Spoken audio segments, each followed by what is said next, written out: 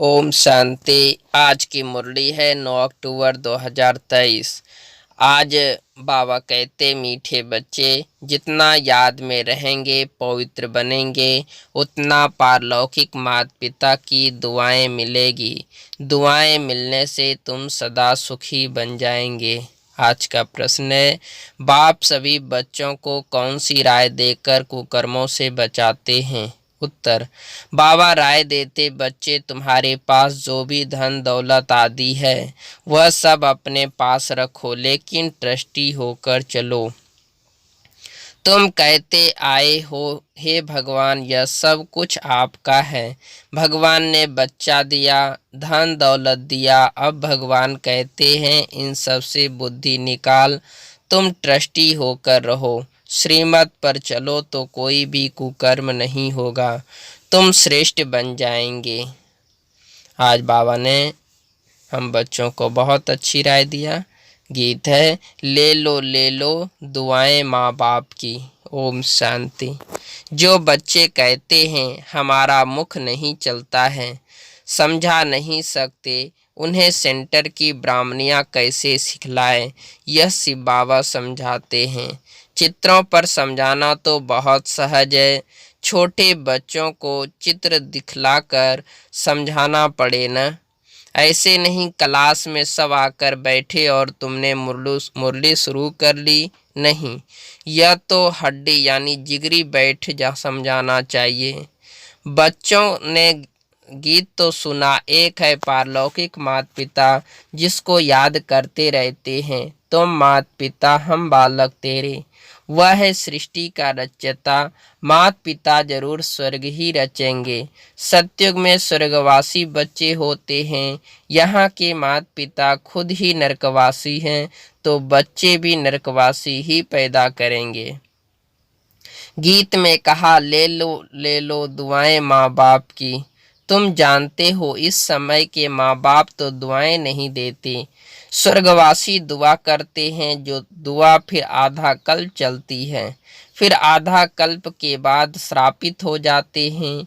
खुद भी पतित बनते तो बच्चों को भी बनाते हैं, उसे आशीर्वाद तो नहीं कहेंगे।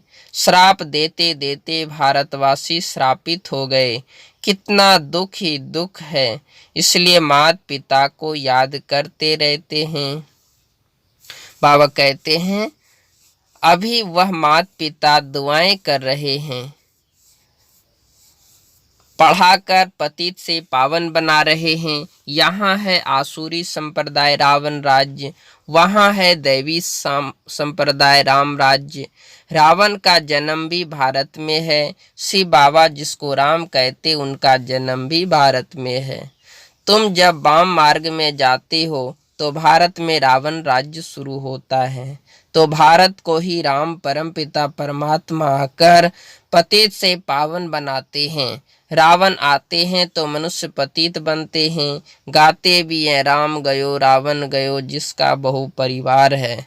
राम का परिवार तो बहुत छोटा है और सब धर्म खत्म हो जाते हैं, सबका विनाश हो जाता है, बाकी तुम देवी देवताएं रहेंगे। बाबा कहते हैं तुम अभी जो ब्राह्मण बने हो वही ट्रांसफर होंगे सतयुग में, तो अब तुमको माता पिता की दुआएं मिल रही है।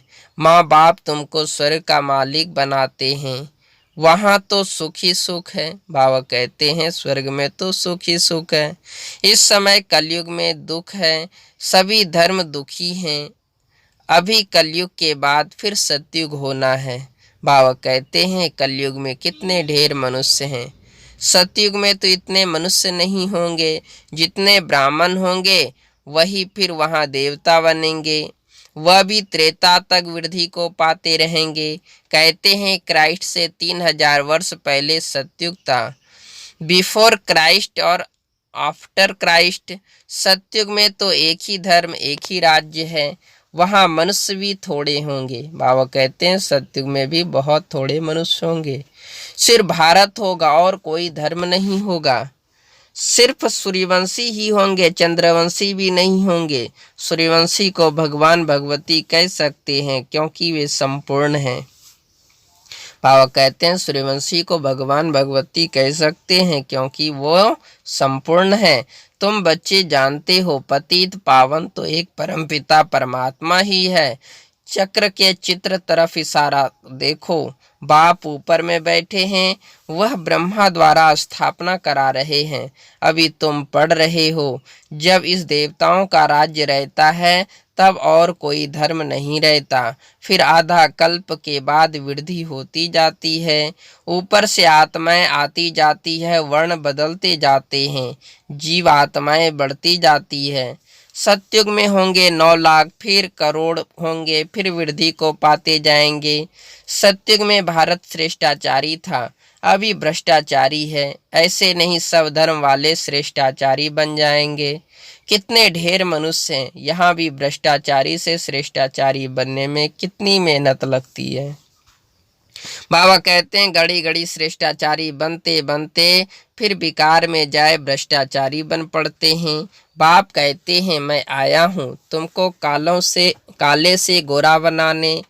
बाबा आए हैं हम बच्चों को काले से गोरा बनाने। तुम घड़ी घड़ी फिर गिर पड़ते हो। बेहद का बाप भी सीधी बात बतलाते हैं, कहते हैं यह क्या कुल कलंकित बनते हो, काला मुंह करते हो, क्या तुम गोरा नहीं बनेंगे। तुम आधा कल्प श्रेष्ठ थे, फिर कलाएं कम होती जाती है। कलयुग अंत में तो कलाएं एकदम पूरी खत्म हो जाती है। सतयुग में सिर्फ एक ही भारत था, अभी तो सब धर्म है। बाप आकर फिर सतयुगी श्रेष्ठ सृष्टि स्थापन करते हैं। तुमको भी श्रेष्ठाचारी बनना चाहिए। श्रेष्ठाचारी कौन आकर बनाते हैं, बाप है ही गरीब निवाज। पैसे की बात नहीं, बेहद के बाप के पास श्रेष्ठ बनने आते हैं तो भी लोग कहते हैं तुम यहाँ क्यों जाते हो, कितने विघ्न डालते हैं। तुम जानते हो इस रुद्र ज्ञान यज्ञ में बाबा कहते हैं असुरों के विघ्न बहुत पड़ते हैं। बाबा कहते हैं इस ज्ञान यज्ञ में असुरों के विघ्न बहुत पड़ते हैं। अबलाओं पर अत्याचार होते हैं। कोई फिर स्त्रियां भी बहुत तंग करती है, विकार के लिए शादी करते हैं। अब बाप काम चिता से उतार ज्ञान चिता पर बिठाते हैं। जन्म जन्मांतर का कॉन्ट्रैक्ट है। इस समय है ही रावण राज्य। गवर्नमेंट कितने साध माने करते हैं। रावण को जलाते हैं, खेल देखने जाते हैं। अब यह रावण कहाँ से आया, रावण का जन्म हुआ तो 2500 वर्ष हुए हैं। बाबा कहते हैं रावण का जन्म हुए 2500 वर्ष हुए। रावण ने सबको शोक वाटिका में बिठा दिया है। बाबा कहते हैं सब दुखी ही दुखी हैं, राम राज्य में सब सुखी ही सुखी होते हैं। अभी है कलयुग का अंत, विनाश सामने खड़ा है। इतने करोड़ों मनुष्य मरेंगे तो जरूर लड़ाई लगेगी ना। सरसों मुआफिक सब पीस जाते हैं। अब देखते हो तैयारियां हो रही है। बाप स्वर्ग की स्थापना कर रहे हैं। यह ज्ञान और कोई भी दे न सके। यह ज्ञान बाप ही आकर देते हैं और पतित को पावन बनाते हैं। सदगति करने वाला एक ही बाप है। सतयुग में है ही सदगति, वहाँ गुरु की दरकार नहीं। बाबा कहते हैं सतयुग में गुरु की दरकार नहीं है। अभी तुम इस नॉलेज से त्रिकालदर्शी बनते हो। सतयुग में लक्ष्मी नारायण में यह ज्ञान बिल्कुल नहीं होगा, तो फिर परंपरा से यह ज्ञान कहाँ से आया। अभी है कलयुग का अंत। बाप कहते हैं तुम मुझे याद करो। स्वर्ग की राजधानी स्थापन करने वाले बाप और वर्षे को याद करो। पवित्र तो जरूर रहना पड़ेगा। वह है पावन दुनिया, यह है पतित दुनिया। पावन दुनिया में कंस, जरासंधी, हिरण्यकश्यप आदि होते हैं। बाबा कहते हैं हिरण्यकश्यप आदि होते नहीं हैं। कलयुग की बातों को सतयुग में ले गए हैं। शिव बाबा आए हैं कलयुग के अंत में। आज शिव बाबा आए हैं, कल श्री कृष्ण आएगा। तो शिव बाबा और श्री कृष्ण के पाठ को तो मिला दिया है। शिव भगवानुवाच, उन द्वारा पढ़कर श्री कृष्ण की आत्मा यह पद पाती है। उन्होंने फिर भूल से गीता में श्री कृष्ण का नाम डाल दिया है। यह भूल फिर भी होगी। मनुष्य भ्रष्टाचारी बने तब तो बाप आकर श्रेष्ठाचारी बनाए। श्रेष्ठाचारी ही 84 जन्म पूरे कर भ्रष्टाचारी बनते हैं। इस चक्र पर समझाना तो बहुत सहज है। बाबा कहते हैं झाड़ में भी दिखाया हुआ है। नीचे तुम राज्यों की तपस्या कर रहे हो, ऊपर लक्ष्मी नारायण का राज्य खड़ा है। अभी तुम थूर में बैठे हो। बाबा कहते हैं फाउंडेशन लग रहा है। तुम जानते हो फिर सूर्यवंशी कुल वैकुंठ में जाएंगे। राम राज्य को वैकुंठ नहीं कहा जाता, वैकुंठ श्री कृष्ण के राज्य को कहा जाता है। बाबा कहते हैं वैकुंठ श्री कृष्ण के राज्य को कहा जाता है। बाबा कहते हैं अभी तो तुम्हारे पास बहुत आएंगे। एग्जीबिशन आदि में तुम्हारा नाम वाला होगा। एक दो को देखकर वृद्धि को पाएंगे। बाप आकर यह सब बातें समझाते हैं। चित्रों पर किसको समझाना बहुत सहज है। सत्य की स्थापना भगवान ही आकर करते हैं और आते हैं पति दुनिया में। सांवरे से गोरा बनाते हैं। तुम श्री कृष्ण की राजधानी की वंशावली भी हो, प्रजा भी हो। बाप अच्छी रीति समझाते हैं। निराकार से बाबा आत्माओं को बैठ समझाते हैं कि आप मुझे याद करो। यह है रूहानी यात्रा।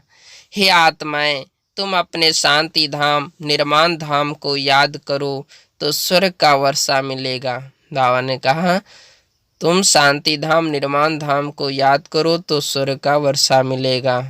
अभी तुम संगम पर बैठे हो। बाप कहते हैं मुझे और अपने वर्षे को याद करो तो तुम यहाँ स्वर्ग में आ जाएंगे। तो जितना याद करेंगे और पवित्र रहेंगे उतना उच्च पद मिलेगा। तुमको कितनी बड़ी दुआएं मिल रही हैं। धनवान भव, पुत्रवान भव, आयुष्मान भव। देवताओं की आयु बहुत बड़ी होती है। साक्षात्कार होता है।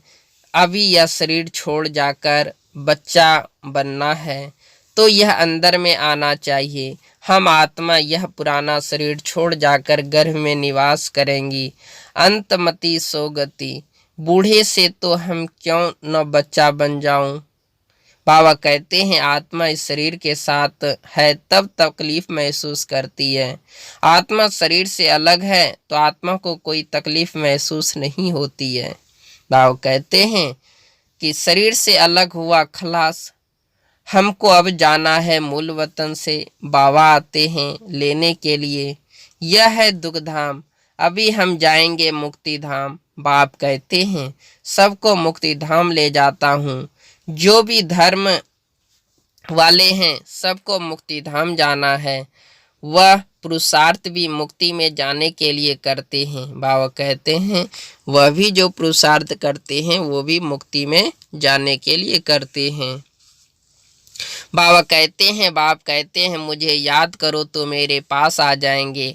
बाबा को याद कर भोजन खाओ तो तुमको ताकत मिलेगी और शरीरी होकर तुम पैदल आबू रोड तक चले जाओ। कभी तुमको कुछ बाबा कहते हैं कभी तुमको कुछ भी थकावट नहीं होगी।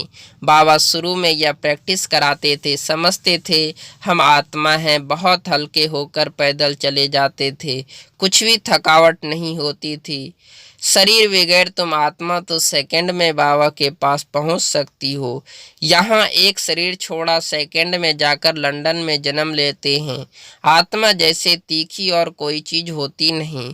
तो अब बाप कहते हैं बच्चे हम तुमको लेने के लिए आए हैं। अब मुझ बाबा को याद करो। अभी तुमको प्रैक्टिकल में बेहद के पारलौकिक बाप की दुआएं मिल रही हैं। बाबा कहते हैं अभी बाप पारलौकिक बाप की दुआएं मिल रही है। बाप बच्चों को श्रेष्ठ ते श्रेष्ठ मत दे रहे हैं। धन दौलत आदि सब कुछ अपने पास रखो, सिर्फ ट्रस्टी होकर चलो। तुम कहते भी आए हो हे भगवान यह सब कुछ आपका है। भगवान ने बच्चा दिया, भगवान ने यह धन दौलत दिया। अच्छा फिर भगवान आकर कहते हैं इन सब से बुद्धि योग निकाल, तुम ट्रस्टी होकर चलो, श्रीमत पर चलो तो बाप को मालूम पड़ेगा। तुम कोई कुकर्म तो नहीं करते हो। श्रीमत पर चलने से ही बाबा कहते हैं तुम श्रेष्ठ बनेंगे। अगर श्रीमत पर नहीं चलेंगे तो हम श्रेष्ठ नहीं बन सकते। आसुरी मत पर चलने से तुम भ्रष्ट बने हो। आधा कल तुमको भ्रष्ट बनने में लगा है। 16 कला से फिर 14 कला बनते हो, फिर धीरे धीरे कलाएं कम होती जाती है। तो इसमें टाइम लगता है ना। बाबा कहते एक साथ तो नहीं कलाएं कम हो जाती है। अच्छा मीठे मीठे सिकिलदे बच्चों प्रति माता पिता बाप दादा का याद प्यार और गुड मॉर्निंग। रूहानी बाप की रूहानी बच्चों को नमस्ते। हम रूहानी बच्चों की रूहानी माता पिता बाप दादा को याद प्यार और गुड मॉर्निंग और नमस्ते नमस्ते नमस्ते। सदा रहेंगे हंसते और मुस्कुराते। धारणा के लिए मुख्य पहली पॉइंट है, चलते फिरते और शरीरी बनने का अभ्यास करना है। भोजन एक बाप की याद में खाना है। बाबा कहते हैं चलते फिरते और शरीरी बनने का अभ्यास करना है और भोजन एक बाबा की याद में खानी है। दूसरा पॉइंट, माता पिता की दुआएं लेनी है, ट्रस्टी होकर रहना है। बाबा ने कहा आज का वरदान, अनासक्त वन लौकिक को संतुष्ट करते भी ईश्वरीय कमाई जमा करने वाले राजयुक्त भव। अनासक्त वन लौकिक को संतुष्ट करते भी ईश्वरीय कमाई जमा करने वाले राजयुक्त भव। विस्तार है, कई बच्चे लौकिक कार्य, लौकिक प्रवृत्ति, लौकिक संबंध संपर्क निभाते हुए अपने विशाल बुद्धि से सबको संतुष्ट भी करते और ईश्वरीय कमाई का राज जानते हुए विशेष हिस्सा भी निकाल लेते। ऐसे इकोनॉमी वाले अनासक्त बच्चे हैं जो सर्व खजाने, समय, शक्तियाँ और स्थूल धन को लौकिक से इकोनॉमिकर अलौकिक कार्य में फ्राक दिल से लगाते हैं। ऐसे युक्ति युक्त राजयुक्त बच्चे की महिमा योग्य हैं। बाबा कहते ऐसे युक्ति युक्त राजयुक्त बच्चे की महिमा और योग्य हैं। स्लोगन, स्मृति स्वरूप बनकर हर कर्म करने वाले ही प्रकाश स्तंभ लाइट हाउस बनते हैं। बाबा ने कहा स्मृति स्वरूप बनकर हर कर्म करने वाले ही प्रकाश स्तंभ यानी लाइट हाउस बनते हैं।